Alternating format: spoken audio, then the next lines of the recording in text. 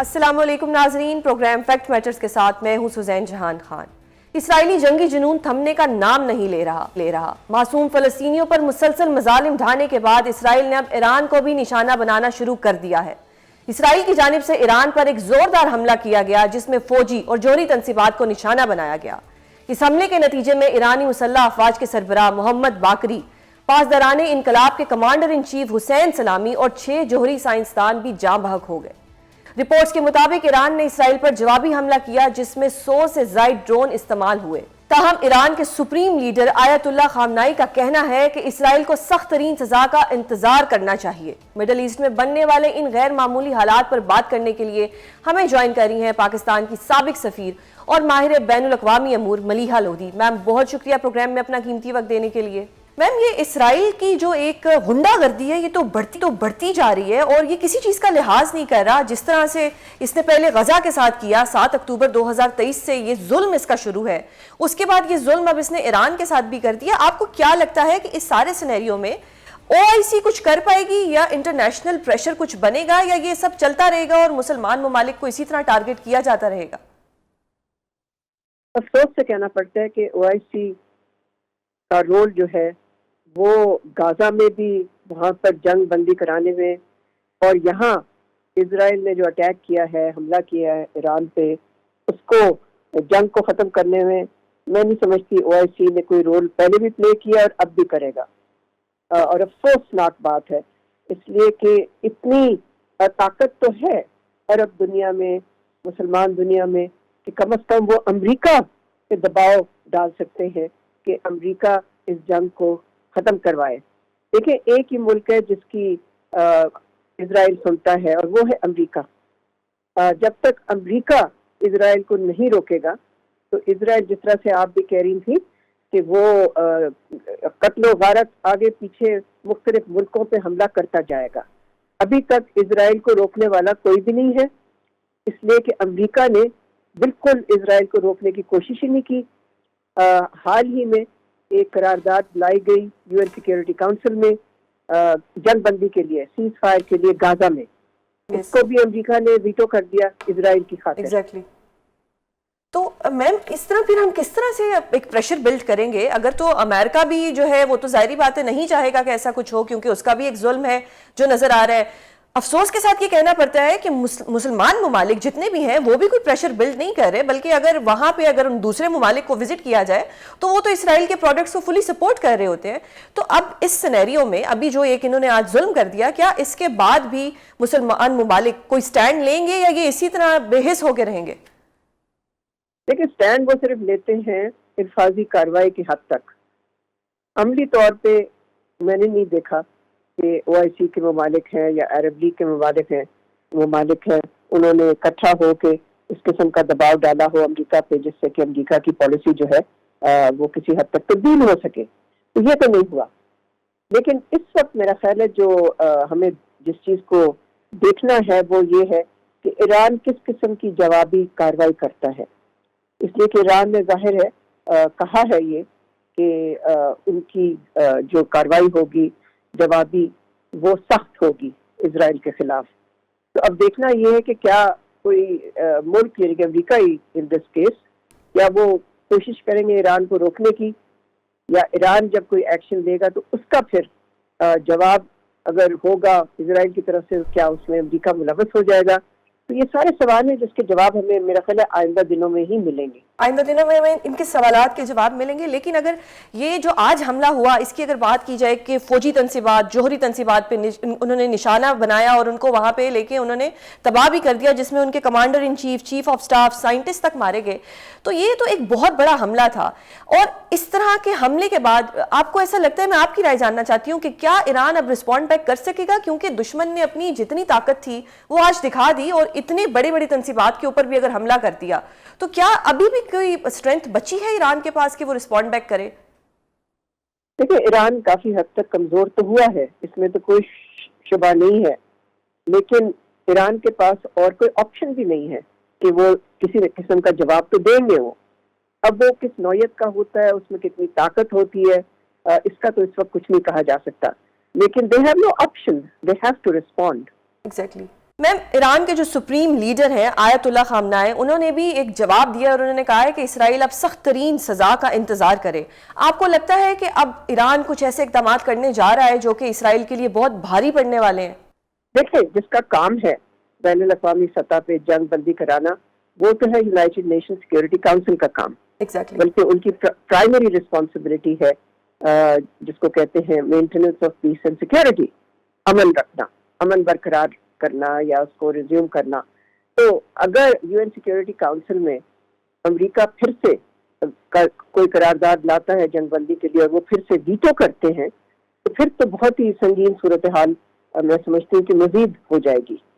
अब देखना ये है, इसलिए कि इमरजेंसी सेशन तो जरूर बुलाया गया इस पे हमले पे जो इजराइल ने किया ईरान पे, तो उस सेशन में देखना है हमें कि उसका नतीजा क्या निकलता है। दुरुस्त।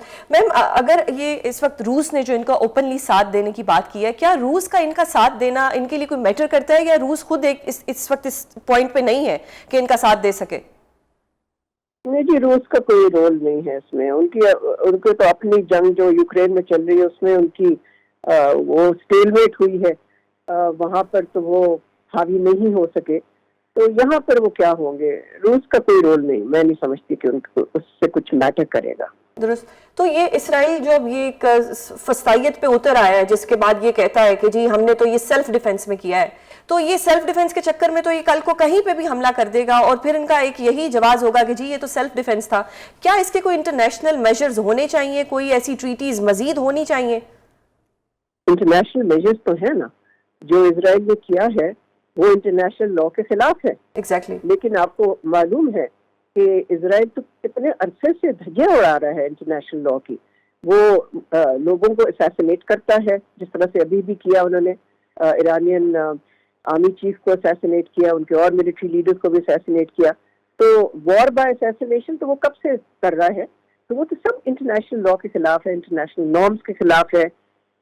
लेकिन उसके साथ जब अमेरिका है तो उसका ख्याल है कि वो जो मर्जी करे, और वो कर भी रहा है जो मर्जी। बिल्कुल। तो मैम, अगर थोड़ा सा यहाँ पे ईरान का अगर थोड़ा सा एक बात करें कि ये थोड़े से फॉल्ट पे थे कि एक चहमगोइयाँ हो रही थी कि हमला हो सकता है, कुछ कह रहे थे संडे तक नहीं होगा, संडे के बाद हो जाएगा, यानी कि इनका जो सिक्योरिटी लैब्स है और इनकी जो इंटेलिजेंस एजेंसीज हैं, ये कहना दुरुस्त होगा कि वो टोटली फेल हो गई, कि उन्होंने आके अटैक भी कर दिया और इतने बड़े बड़े नामों को, इतने चीफ ऑफ आर्मी स्टाफ और इन सबको उन्होंने लेके शहीद कर दिया, और ये लोग बैठे रहे जबकि इनको मालूमात थी कि अटैक हो सकता है? मेरा नहीं ख्याल वो बैठे रहे थे, लेकिन ये जरूर है कि जिस शिद्दत से ये हमला हुआ है, जिस स्केल पे हुआ है, उससे तो जाहिर है ये चीज सामने आई है कि ईरानियन डिफेंस में बहुत कमजोरियां हैं।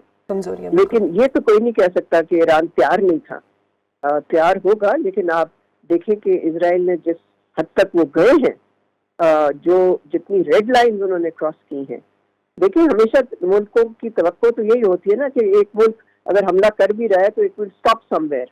ये तो लगता है कि इजराइल ने जिसको कहते हैं नो होल्ड बार्ड किस्म का हमला किया है ईरान पे। दुरुस्त। तो मैम, अब ये जो सारी सूरत हाल है, इसको आप मजीद बढ़ता हुआ देख रही हैं या सुलझता हुआ देख रही हैं? ये सारा डिपेंड करेगा अमेरिका का क्या रोल है, और डिपेंड करेगा कि ईरान की तरफ से किस किस्म की जवाबी कार्रवाई होती है। तो ये तो मुश्किल होगा कहना, कबल वक्त है कि कितनी देर तक ये जंग चल सकती है। मगर खतरा इसका जरूर है कि ये जंग तवील भी हो सकती है और ये जंग खित्ते में फैल भी सकती है। खित्ते में भी फैल सकती है, ये इस हद तक आपको लगता है कि ये सिचुएशन आ सकती है? बिल्कुल, इसलिए कि जिस नौयत के ये हमला हो रहा है, तो जाहिर है उसका जवाब आएगा ईरान की तरफ से, उसमें और मुल्क भी इन्वॉल्व हो सकते हैं। तो अभी जरा इट्स टू अर्ली टू से कि ये क्या रुख लेगा। दुरुस्त। तो आपको क्या लगता है कि पाकिस्तान के जो नायब वजीर आजम है, और फिर वजीर आजम ने भी कहा है कि वो हम ईरान के लोगों के साथ हैं, क्या हमारा उनको ये सपोर्ट करना इज इट इनफ, या स्टिल आपको लगता है कि मजीद भी एक प्रॉपर सपोर्ट होनी चाहिए जो कि डंके की चोट पे होनी चाहिए? नहीं, मेरा ख्याल है पाकिस्तान ने दुरुस्त पोजीशन ली है। हमारे डिप्टी प्राइम मिनिस्टर ने बड़ा स्ट्रॉन्ग स्टेटमेंट दिया सेनेट में एक करारदाद मंजूर हुई बाय कंसेंसस। प्राइम मिनिस्टर का भी मैसेज है, तो फॉरेन मिनिस्ट्री से भी कॉन्डमनेशन आई है इजराइल के बारे में। तो I think so far Pakistan is standing in solidarity with Iran, और एक दुरुस्त पोजीशन ली है। बहुत शुक्रिया मैम प्रोग्राम में अपना कीमती वक्त देने के लिए। हमारे साथ मौजूद हैं मुशीर वजीर खजाना खुर्रम शहजाद। सर बहुत शुक्रिया प्रोग्राम में अपना कीमती वक्त देने के लिए। सर ये जो बजट आया है इसने तो आवाम को हिला के रख दिया है और ये ऐसा लगता है जैसे कि ये कोई गरीबों के लिए रिलीफ नहीं आया बल्कि ये गरीब मुकाऊ बजट लग रहा है। हर चीज़ पे अगर टैक्स देखा जाए तो बढ़ता जा रहा है। अगर हम सोलर की बात करें कि जी गरीब जो था उसने सोलर लगा लिया उस पर 18% टैक्स लग गया। अगर कोई बच्चे थे वो ई कॉमर्स के जरिए कोई अपना रोजगार बना के बैठे थे तो उसके ऊपर टैक्स लग गया। दूसरी तरफ अगर हम देखते हैं तो हुकूमत अपने खर्चे कम नहीं करती, फिर चाहे पीएम हाउस का खर्चा हो, फिर किसी गार्डन की बात हो पीएम हाउस के, तो उस पर हमारे खर्चे हैं, तनख्वाहों में इजाफे हो रहे हैं। लेकिन आवाम के लिए क्या हो रहा है सर, ये कुछ समझ नहीं आ रहा। ये बड़े गिले हैं हमने जो आपसे करने हैं। बहुत शुक्रिया मुझे लेने के लिए। आई थिंक अगर आप बजट देखें तो उसमें सबसे पहले तो सैलरीड क्लास के लिए जो है वो रिलीफ है। और अगर आप रिलीफ देखें तो अब एक सैलरीड क्लास को एटलीस्ट 6 से 12 लाख वाले को जो है 1250 रुपये टैक्स देना है मैक्सिमम, और मिनिमम टैक्स 25 रुपये है। और अगर आप 75,000 रुपये वाले की बात करें तो उसको मैक्सिमम टैक्स 600, रफली पे 650 रुपये टैक्स देना। और इसी तरह से बड़ी स्लैब्स होती जाती हैं तो टैक्स रेट भी 2-2.5%, 3% कम किया है। तो ये तो सैलरी क्लास के लिए तो आप मानती हैं कि रिलीफ है। ऑल्दो हम बात कर सकते हैं छोटा है बड़ा है, क्वांटम रिलीफ का कहा जा सकता है, उस पर बहस हो सकती है, लेकिन शुरुआत तो हो गई है। और मैंने देखा है पाकिस्तान में बहुत कम ऐसा हुआ है कि कोई चीज़ बढ़ा दी गई हो, खासकर कॉस्ट की साइड, खासकर टैक्सेस की साइड, और उसे वापस लिया गया। मेरे ख्याल में ये जो डायरेक्शन और ट्रैवल है वो शुरू हो चुकी है, वो हमें देखना चाहिए। सेकेंडली आपने बात की सोलर पे, तो देखें सोलर मेरा नहीं ख्याल कोई गरीब खरीदता है। गरीब तो देखें, अगर आप गरीब कहती है तो उसकी डेफिनेशन क्या है? गरीब को सर मैं मिडिल क्लास कह देती हूँ कि चले मिडिल क्लास जो था वो बेचारा सोलर लगा के रात को कोई एसी लगा लेता था या कोई कूलर लगा लेता था, बच्चों के कमरे में भी कूलर लग जाता था। देखें मैं बात कर रहा हूँ, ठीक है मिडिल क्लास कह लें आप, तो मिडिल क्लास के लिए ये इशू नहीं है। मेन चीज देखें, प्रिंसिपल मैं थोड़ा एक्सप्लेन करता हूँ। प्रिंसिपल ये है कि लोकल मार्केट में सोलर की ज्यादा जो है बनावट हो, लोकल एम्प्लॉयमेंट जनरेट हो, लोकल जो है मैन्युफैक्चरर काम करे, लोकल असेंबलर आए, लोकल जो है वो हमारी इंडस्ट्री बढ़े, तो वो ज्यादा बेहतर है, या ये बेहतर है कि हम बाहर से प्रोडक्ट मंगवाते रहें और उसमें कोई टैक्स ना हो, हमारा लोकल जो इंडस्ट्री है, बिजनेस है, वो कभी खड़ा ना हो। तो ठीक आप है। ये कहना चाह रही हैं, तो मेरे ख्याल में तो ये तो आप प्रिंसिपल ये ये कह है। रहे हैं कि आप इनकरेज कर रहे हैं कि हम अपनी चीज खरीदें और हम बाहर से इंपोर्ट ना करें, हम जो पाकिस्तान में सोलर बन रहा है वो खरीदें। नहीं नहीं, मैं ये कह रहा हूँ, हाँ तो नेक्स्ट एंड में ये कह रहा हूँ कि बाहर से टैक्स अगर लगाया है तो उसका प्रिंसिपल ये है कि पाकिस्तान में हमारे सोलर के असेंबलर्स खड़े हों, उनके लिए एक लेवल प्लेइंग फील्ड मिले, ताकि बाहर वाले को पाकिस्तान में डंप करने का मौका ना मिले। इससे कोई प्राइस में बहुत बड़ा फर्क नहीं पड़ना, हमारे यहाँ कंपटीशन क्रिएट होगा। और वैसे भी बहुत बहुत आते सोलर की, सोलर को तो प्रमोट किया जाएगा और किया जा रहा है, और अभी तक किया है प्रमोट। सही। और तीसरी आपने ई कॉमर्स की बात की, जी कोई और सवाल करना चाह रही हैं आप? जी प्लीज जी जी बताएं। आप ई कॉमर्स पे करें, फिर उसके बाद मजीद गिले शिकवे जी मैं आपसे ई करते हैं। कॉमर्स ई कॉमर्स में मैं ये कह रहा हूँ कि ई कॉमर्स के अंदर दो तीन चीजें होंगी। एक ये कि आपको पता है ना कि आप किसी रिटेल शॉप पे भी जाती हैं, कुछ ऐसी शॉप्स, बल्कि 45 ऐसी शॉप्स हैं जो कि आपसे टैक्स ले लेते हैं, आगे जमा नहीं करवाते। और हर कोई पॉस सिस्टम पे नहीं है, पॉइंट ऑफ सेल सिस्टम, वो मशीन होती है, उस पर आप पेमेंट करते हैं और आपको वो पर्ची देता है कि जी आपका टैक्स जो है ना वो डायरेक्ट वसूल हो गया, उसकी रिकॉर्ड रिकॉर्ड हो गया एफबीआर के सिस्टम पे। ये पॉस हर जगह नहीं है। और इस तरह क्या होता है कि आपसे तो टैक्स ले लिया जाता है, यानी कि कंज्यूमर से, लेकिन आगे जमा नहीं होता। इसी तरह ई कॉमर्स में भी होता आया है कि जो कैश ऑन डिलीवरी है, यानी कि आप कोई सूट मंगवाती हैं ई जी कॉमर्स प्लेटफॉर्म से, और जो आपके यहाँ कोरियर वाला उस सूट को ड्रॉप करने आता है या आपको देने आता है, तो आपसे वो कैश लेता है, इसे कहते हैं कैश ऑन डिलीवरी। तो आपसे जो कैश लेता है उसमें वो टैक्स शामिल होता है। लेकिन वो जब वापस जाके ई कॉमर्स को देता है प्लेटफॉर्म में, ये नहीं कह रहा सारे ऐसे हैं, जी कुछ ऐसे बल्कि बेताशे ऐसे प्लेटफॉर्म हैं जो उसमें से टैक्स नहीं पे करते, सिर्फ प्राइस ले लेते हैं और मार्जिन आपका वही उनके हिस्से में चला जाता है। तो इस वक्त कोरियर कंपनी को ये कहा है कि आप जो कंज्यूमर से कलेक्ट करें कैश, उसके अंदर टैक्स होगा, वो आप जमा करवाएं। सही तो ये तो इन्फोर्समेंट कंप्लायंट होने की बात है। तो सही इस तरह सर। से जो है काम। जी और एक जी और चीज, बाहर से जो ई कॉमर्स वाले हैं, इसी तरह जैसे सोलर की बात करूं, बाहर से ई कॉमर्स पाकिस्तान में बहुत ज्यादा डंप हुआ है, और हमारी ई कॉमर्स कंपनियां सफर कर रही है कि जी बाहर वाले आके डंप करते हैं अपना माल यहाँ पे, और हमें जो है वो लेवल प्लेइंग फील्ड नहीं मिलती। तो उन पे टैक्स लगाया है बाहर वालों पे, कि आप पाकिस्तान में अगर आएंगे, बिल्कुल ऐसे ही जैसे मल्टीनेशनल कंपनी होती है, कि पाकिस्तान में अगर आके आप कंज्यूमर को कोई ठीक चीज सर, बेच मैं रहे हैं आपकी ये तो उस बात पर टैक्स दें। बिल्कुल मैं जी, समझ रही हूँ, लेकिन एक लेमैन के लिए समझना थोड़ा मुश्किल है। अब चलिए, मैंने अब आपसे गिले मैं करने हैं। समझाता हूँ, आप बताएं। जी, अब नहीं, मेरा मैं अगला समझाता हूँ, गिला आप ये है सवाल कि करें। पीएम हाउस इतनी खूबसूरत जगह पे है, उस जगह को क्या ज़रूरत है उसको मज़ीद अगर खूबसूरत बनाया जाए। पीएम हाउस के लिए 75 करोड़ रखे, उसके गार्डन के लिए रखे, फिर पीएम ऑफिस के लिए 80 करोड़ रखे। सर क्या ज़रूरत है, इतनी खूबसूरत जगह है, यही पैसा अगर हम आवाम की बेहतरी के लिए इस्तेमाल करें, या ये जो तनख्वाहें बढ़ाई गई हैं, ये वफाकी वुज़रा की तनख्वाहों में 140% तक इजाफा किया गया, पहले हुआ। हमारे जजेस की तादाद बढ़ा दी, चले उन्होंने तो इंसाफ देना है, अगर डिफेंस पे या जजेस की तादाद बढ़ा दी जाए, लेकिन हर चीज़ में लगते तो पैसे ही हैं, और वो पैसे अवाम के टैक्स से ही जाते हैं। तो ये तो फिर अवाम एक गिला करती है ना कि ये तो ऐसा तो नहीं होना चाहिए। या तो फिर सबको हम इंकरेज करें कि आए आप जी इलेक्शन लड़ें और सारे आके सेनेट में बैठे, असेंबलियों में बैठे, ताकि ये फायदे उनको भी मिलें, या तो फिर हम ये चीज़ इंकरेज कर रहे हैं। ऑन द अदर हैंड फिर हम ये अच्छी बात है, जी, ये अच्छी बात है मैं तो कि उसको पॉजिटिव देख रही हूँ। लोग आए, सेनेट में आए, कैबिनेट का हिस्सा बने, इस मुल्क को आगे लेके चले, ये तो अच्छी बात है। तो आपने बिल्कुल इसका जवाब बड़ा अच्छा दिया, नहीं खुद तो भी दे सर, दिया ये तो आपने चले पढ़ा लिखा कि बंदा, मैं सोच लूंगी कि चले मेरे कोई कॉन्टैक्ट्स नहीं नहीं वगैरह हैं, मैं नहीं जी नहीं कल असेंबली में बैठ जाऊंगी, मुझे कोई रिजर्व सीट शायद मिल जाए, या मैंने कोई 4 जमातें पढ़ ली हैं। अब एक लेमैन का क्या होगा? नहीं अगर नहीं, मैं अपने स्टूडियो मैं के इसका जवाब कैमरामैन देता की हूँ। बात करूं तो वो बेचारा क्या करेगा?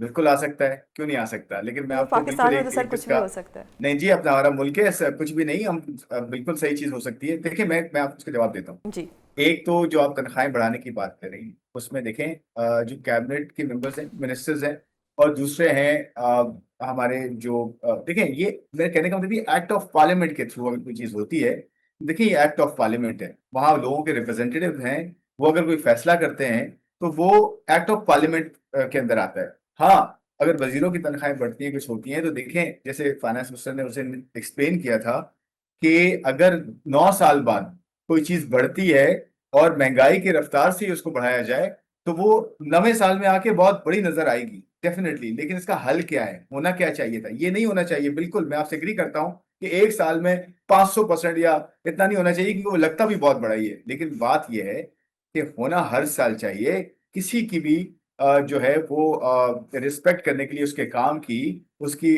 जो है वो पोजीशन की, या उसकी जो है वो उस रिस्पॉन्सिबिलिटी की कदर करने के लिए उसको एक अच्छी कीमत अदा करनी चाहिए, क्योंकि वो लेकिन मेहनत कर रहा है, वो टाइम दे रहा है। जी देखिए, मैं कंप्लीट कर दूं। जी जी, तो कहने का मतलब ये बिल्कुल नहीं होना चाहिए कि 9 साल तक कुछ ना हो और एकदम से हो जाए। और इतना ये ज्यादा हो होना जाए। चाहिए।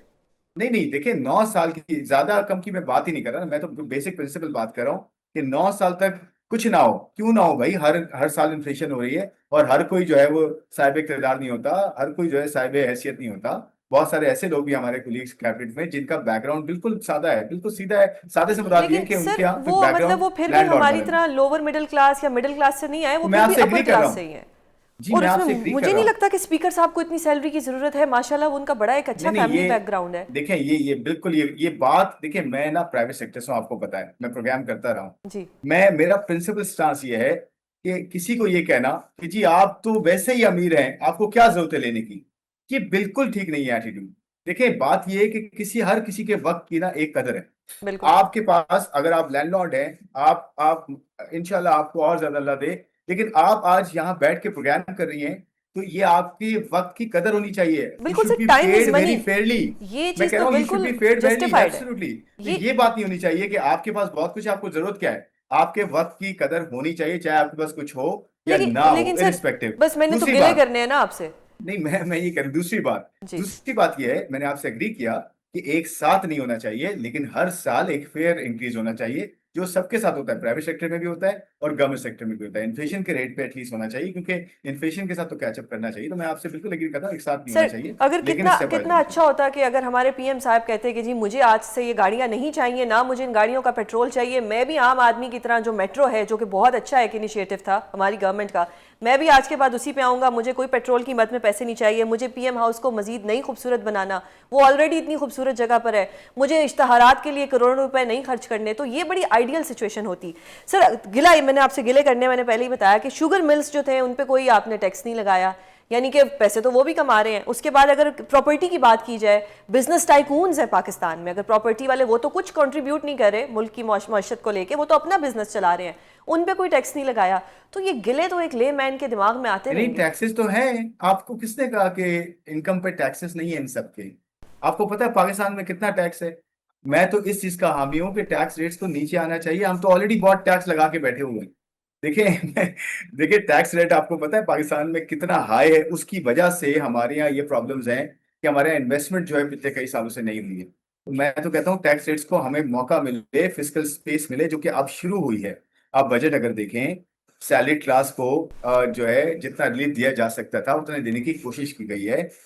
इवन कॉर्पोरेट सेक्टर को जितना रिलीफ शुरू हो सकता था उसको देने की कोशिश की गई है।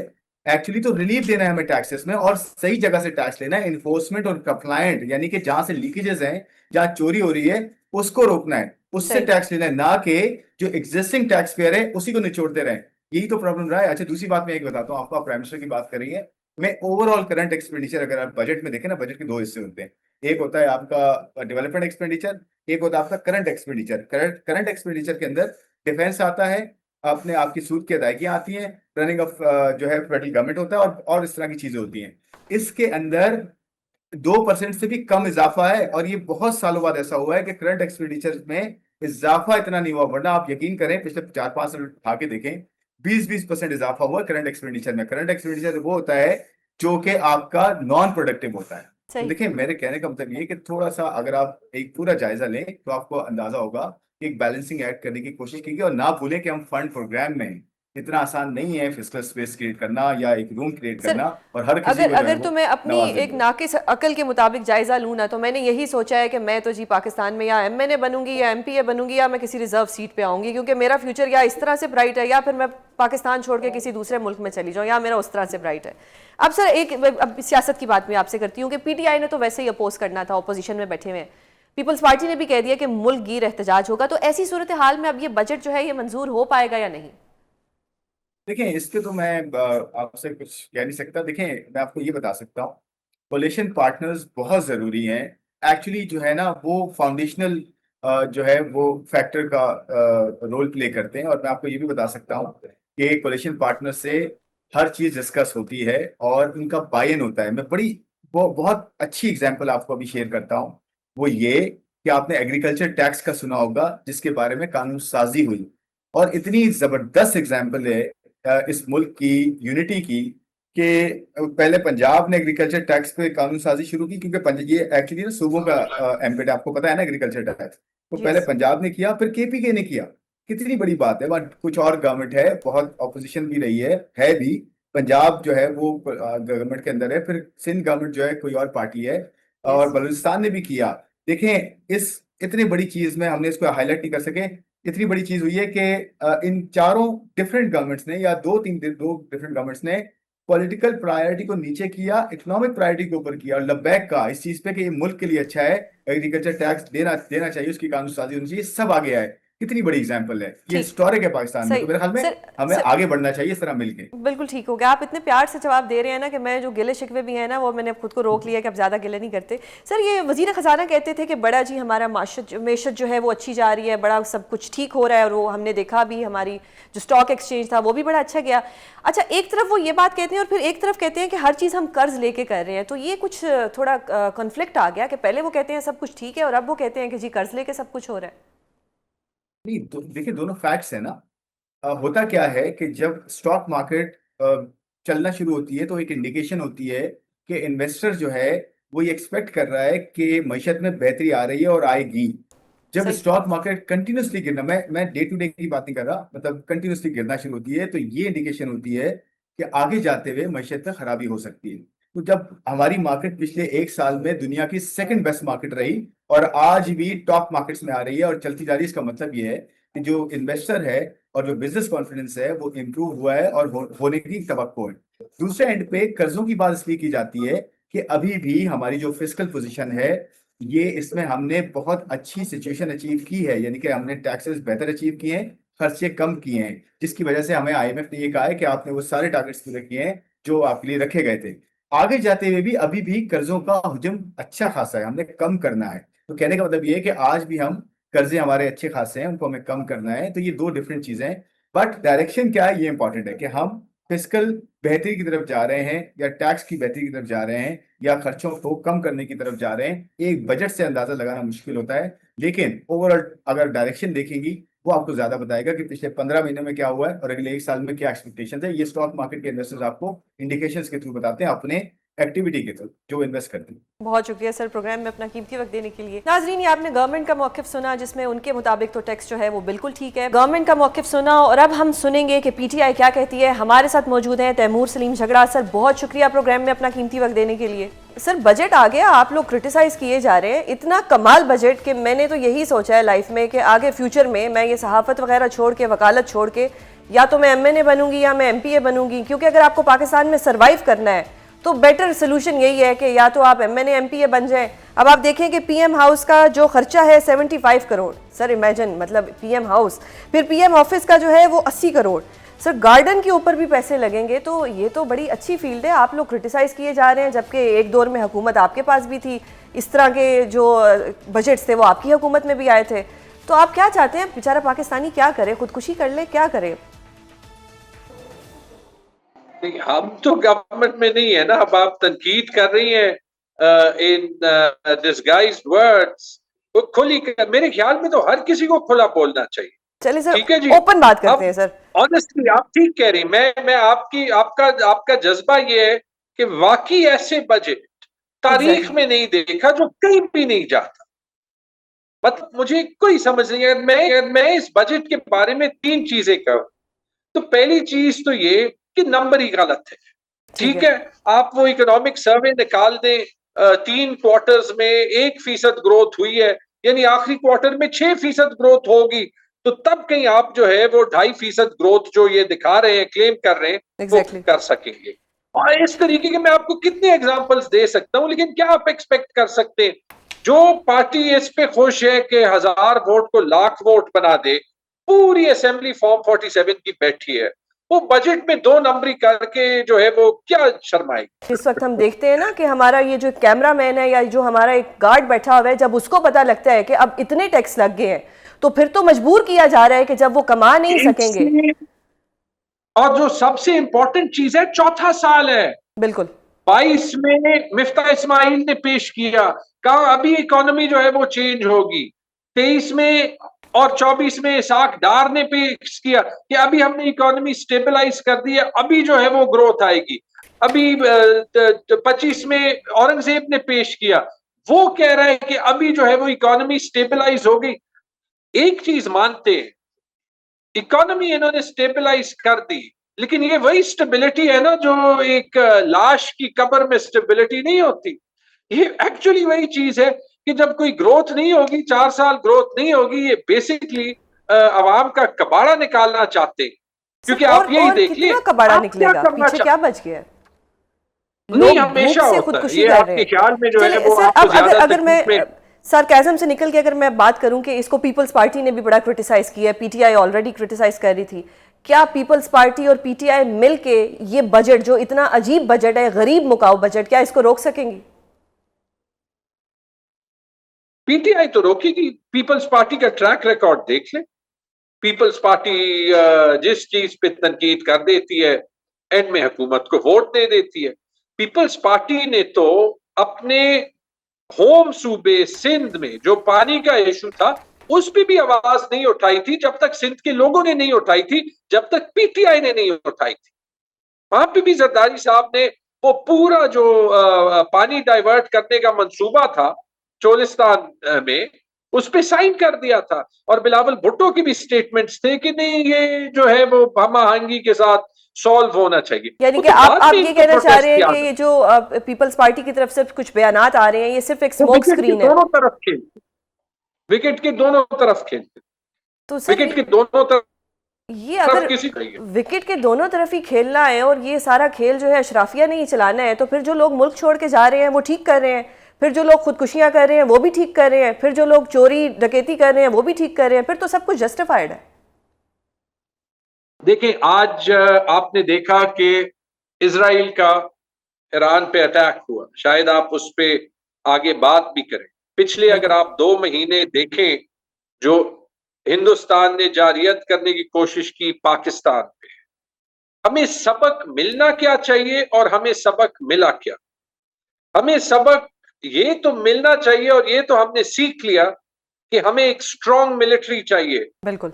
कि हमने बड़ा अच्छा फैसला किया कि पाकिस्तान एक एटॉमिक ताकत बन गई, लेकिन अगर हमें एक स्ट्रांग मिलिट्री भी चाहिए और उसमें हमें हर साल इन्वेस्ट करना है, तो हमारी मईशत और हमारा पॉलिटिकल सिस्टम और पॉलिटिकल स्टेबिलिटी ये इंतहाई अहम है, और उतनी ही अहम है जितना जो है वो हमारी मिलिट्री कुवत है। बिल्कुल। तो उसके बाद क्या होना चाहिए था? एक जबरदस्त मौका था कि मुल्क एक पेज पे आए, एक्सटर्नल थ्रेट्स फेस कर रहा है, इंडिया हमारे पानी के साथ खेल रहा है, कि ऐसे वक्त में इमरान खान को इंडिया से ज्यादा बड़ा दुश्मन ना देखा जाए, उनको उनकी मुलाकात की सहूलत जो है वो दी जाए, कि कम से कम ये एक्सटर्नल थ्रेट्स फेस करते हुए हम अपने सिस्टम को स्टेबलाइज करें। तो सर लेकिन हमने आपकी सबक अगर सीखा खान क्या? साहब से मुलाकात हो तो आप उन्हें समझाएं ना कि जिस तरह मेरी नवाज खान शरीफ साहब से साहब खामोश मुलाकात हो गए मुमकिन हैं, इमरान खान साहब भी जी। अगर अगले 3 साल खामोश हो जाएं तो वो जेल से बाहर आ सकते हैं, पर आपके खान साहब खामोश होने का नाम नहीं लेते। देखिए, कभी कोई मुल्क जहां आप अवामी आवाजें खामोश करने की कोशिश करें, वो मुल्क तरक्की नहीं कर सकता जब उसकी डीएनए ही जमहूरी हो। और पाकिस्तान की डीएनए जमहूरी रही है। पाकिस्तान जो है वो अगर बना है ना, वो असेंबलीज और रेफरेंडम्स के थ्रू बना, जमहूरी प्रोसेस के थ्रू बना। सिंध की, पंजाब की असेंबलीज ने, बंगाल की असेंबलीज ने पाकिस्तान को वोट दिया था। खैबर पख्तूनख्वा में पाकिस्तान के लिए एक रेफरेंडम हुआ था जब खैबर पख्तूनख्वा में हुकूमत कांग्रेस की थी, जो उस वक्त खुदाई खिदमतगार थे, जो अभी एएनपी बन गए। जिस मुल्क का डीएनए जमहूरी हो, वहां पे आप उस मुल्क के सबसे डेमोक्रेटिक, सबसे बड़े लीडर, सबसे बड़ी आवाज जो है, उसको कैसे आप चुप कर सकते हैं? ये दफाई बजट तो बढ़ना चाहिए, इस पे तो कोई दो राय नहीं, लेकिन ये जो 140%, 300% तनख्वाहें जो बढ़ जाती हैं, इसको क्रिटिसिज्म बनता है और इस पे क्रिटिसिज्म होना भी चाहिए। आपकी पार्टी की तरफ आती हूँ, अली अमीन गंडापुर साहब सर एक बड़े एक हाई लेवल के बंदे हैं, आपकी पार्टी को रिप्रेजेंट करते हैं, एक सूबा रिप्रेजेंट कर रहे हैं, उनका इस तरह का बयान देना कि जी इस दफ़ा अगर तुम गोलियां चलाओगे तो हम भी बदले में हथियार लेके आएंगे, ये कुछ थोड़ा सा हमें लगा जैसे कोई मोला जट फिल्म चल रही है, कोई हम ऐसा कुछ देख रहे हैं कि उनके जैसे बंदे से इस तरह की बात और इस लेवल पे आके करना कुछ मुनासिब नहीं लगा। आपने खुद ही गवर्नमेंट को एक पॉइंट दे दिया, या हम न्यूज़ एंकर्स को एक पॉइंट दे दिया कि जिस पे हम आपको क्रिटिसाइज कर सकें। किसी को ऐसे बात नहीं करनी चाहिए। कोई पॉलिटिकल पार्टी जो कॉन्स्टिट्यूशन के अंदर हो, वो वायलेंस अगेंस्ट द स्टेट पे बात जो है वो नहीं करती। हाँ, और असली फोकस ये जरूर होना चाहिए कि जो गोलियां हुकूमत पीसफुल प्रोटेस्टर्स पे चलाए, उसका कोई जवाब नहीं है। पीसफुल प्रोटेस्ट सबका हक है, लेकिन ये ना अली अमीन खान को ना किसी और को कहना चाहिए कि हम जो है वो आम तरीके से जाएंगे, क्योंकि ना ये सही है, ना ये लोगों को सही मैसेज देता है। इस पे मैं जो है वो कोई अपने अल्फाज मिन्स नहीं अच्छा सर, करूंगा। आपकी पार्टी की बात करती हूँ। आपकी पार्टी में बड़े प्रॉब्लम्स आते हैं, कभी कोई प्रॉब्लम होता है, कभी अलीमा बीबी का कोई कॉन्फ्लिक्ट आ जाता है, कभी सलमान अकरम राजा साहब बैरिस्टर गौहर के बारे में कुछ कह देते हैं, एक तासुर ऐसा आ जाता है कि जी उनके खिलाफ बात की, कभी कोई क्या ट्वीट कर देता है।